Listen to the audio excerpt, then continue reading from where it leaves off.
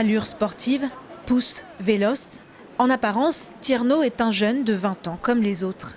Mais son regard le trahit. Il raconte son adolescence de mineur isolé à Paris après avoir fui la Guinée.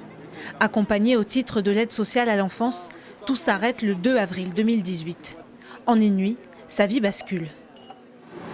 À mes 18 ans, je me suis retrouvé seul. C'était au dehors. C'était compliqué pour moi. Je n'avais pas de toit là où aller.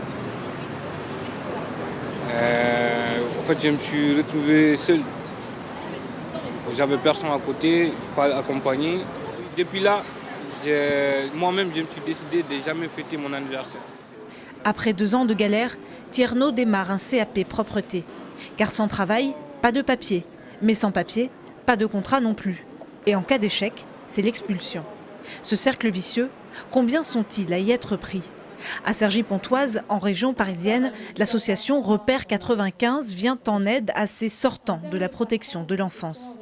Au 31 décembre 2019, on estimait à 31 000 le nombre de mineurs étrangers présents sur le territoire français.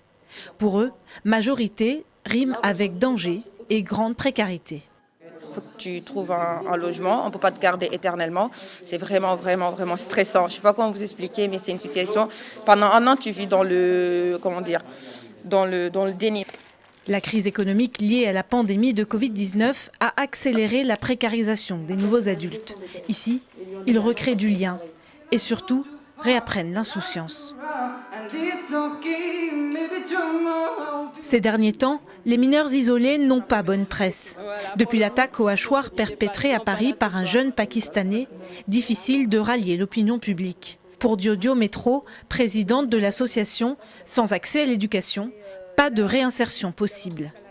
S'il n'y a pas d'accompagnement éducatif, administratif qui est possible, à 18 ans, il n'y a rien qu'à avancer. Et c'est ce temps perdu en fait. Et en réalité, pour les mineurs non accompagnés, s'ils veulent être régularisés, il faut qu'ils soient scolarisés. En France, la prise en charge des mineurs isolés incombe aux départements. Ces derniers estiment le coût à 50 000 € par an et par enfant.